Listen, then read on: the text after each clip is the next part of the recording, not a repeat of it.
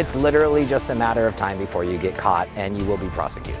Right now at 11, the team up that appears to be closing the gap when it comes to tracking down stolen cars. Plus, I was just appalled at what was happening here.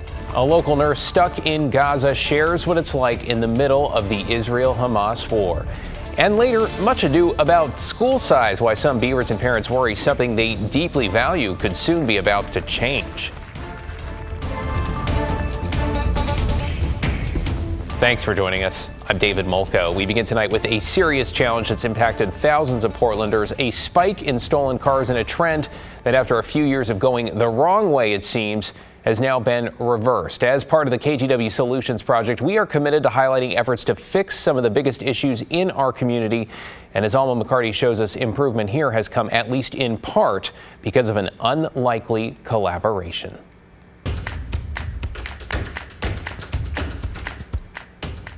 Air 2, I got it. From the sky Center lane, moving at a pretty good pace. to the streets, officers in Portland are finding and recovering more stolen cars with more accuracy. It takes discipline and it takes patience. In the eyes of Officer Michael Terrett, I'm the lead officer for the stolen vehicle operations. all this is a big win. We're noticing that it's actually getting more challenging to find stolen vehicles, which is a good sign. Another good sign, the data showing a big drop in vehicle thefts. Over the last 12 months, PPB has reported a consistent decline. Take the month of March. In 2023, 747 vehicles were reported stolen. In 2024, that number dipped to 442, a 40% decrease. But admittedly, they couldn't do this alone. I mean, the numbers speak for themselves. It is a unique collaboration, but one that works. One of PPB's unique partners, OHSU's Knight Cancer Institute. The scientists and data analysts there help officers hone in on what's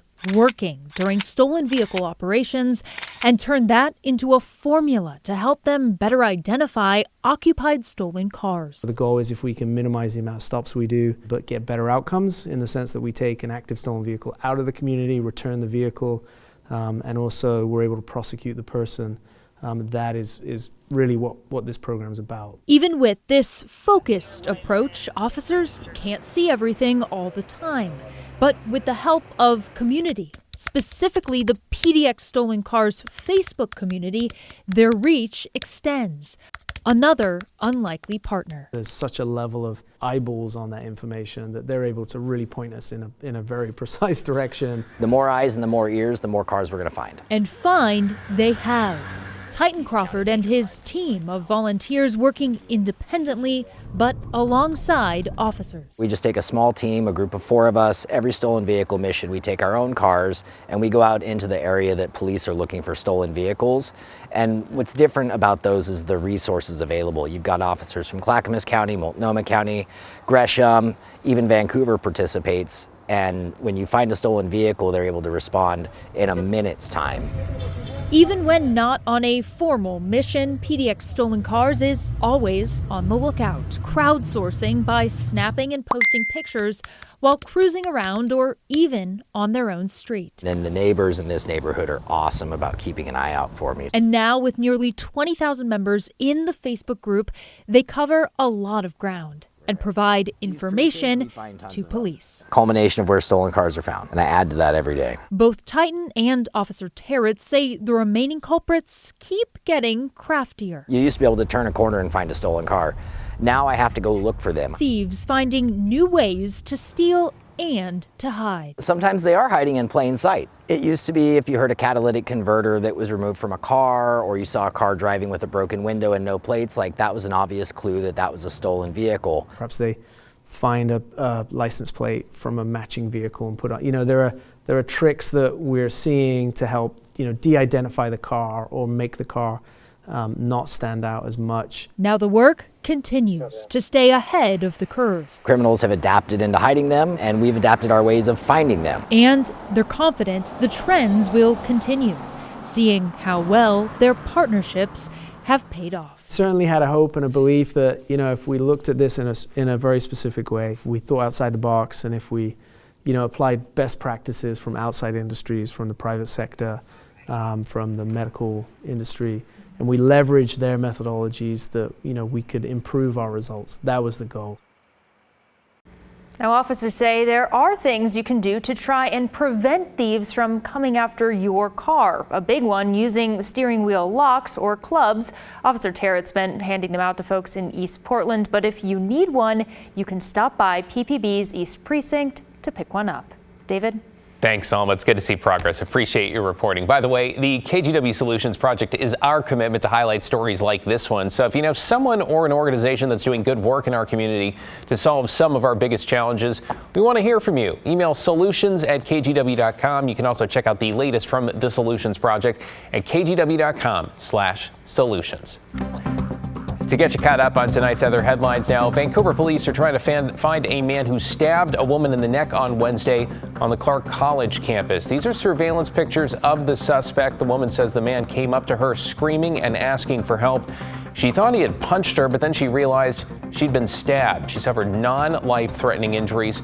Police say they believe the same man also tried to get into a woman's car on campus Monday. She screamed and he ran away. If you recognize this man, please call Vancouver Police. In Clackamas County, a 19-year-old faces robbery and assault charges for a shooting at a gas station. In February, detectives say Javier Ceniceros shot a 22-year-old man while attempting to carjack him at Southeast Sunnyside and 122nd. The victim survived. Police add a 17-year-old was also involved and is now facing robbery and assault charges.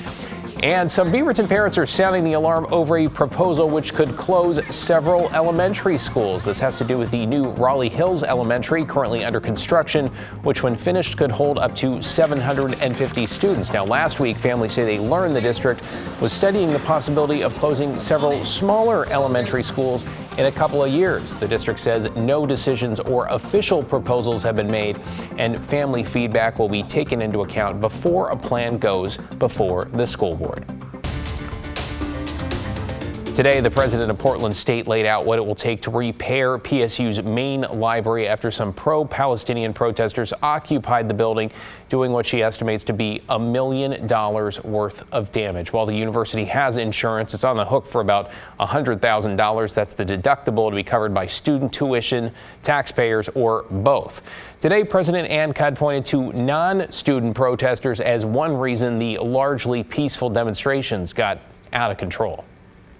We've seen, many students around the country have been able to draw that line, but then in some places, especially in places where outsiders have come in and fueled the flames, it's gone too far. Cud says the university plans to take disciplinary action against students who took part in the library occupation. It is not clear if Portland State plans to go after outsiders involved to recoup funds from some of the damage they caused.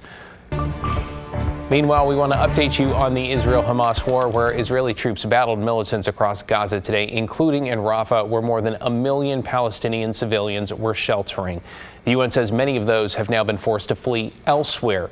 The White House remains opposed to any all-out Israeli ground attack on the city. It's an area where President Biden and the Israeli Prime Minister Benjamin Netanyahu have repeatedly disagreed, with Netanyahu saying Israel will do what it feels is necessary for its survival. This all comes as the Biden administration moves forward with a potential $1 billion weapons sale to Israel, though the actual weapons transfer wouldn't happen for years.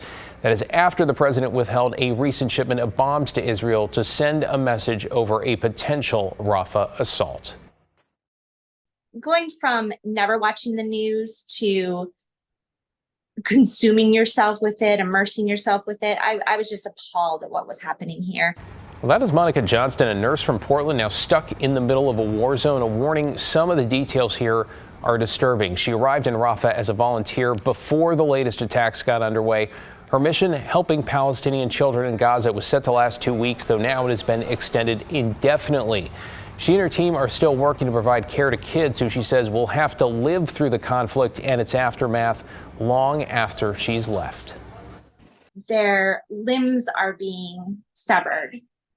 They have holes all over their body. They have head injuries. Israel says that their goal is about Hamas and defeating Hamas. But then what about all these kids that are dying in our ICUs? Oregon Senator Ron Wyden is now working to help get Johnston and other team members out of Gaza. Straight ahead on KGW News at 11, a Portland brew pub sustains 5 break-ins in less than 3 years, and this time the thieves were caught on camera.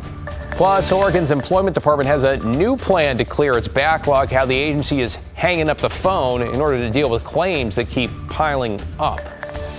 David, for the 8th day in a row, we saw temperatures feeling more like later part of June. Well, heading into tomorrow, we'll have more of an onshore flow, and up and down the I-5 corridor, we're going to be struggling to get out of the upper 60s in a few locations. I'll talk more about the cool down and just how long it lasts.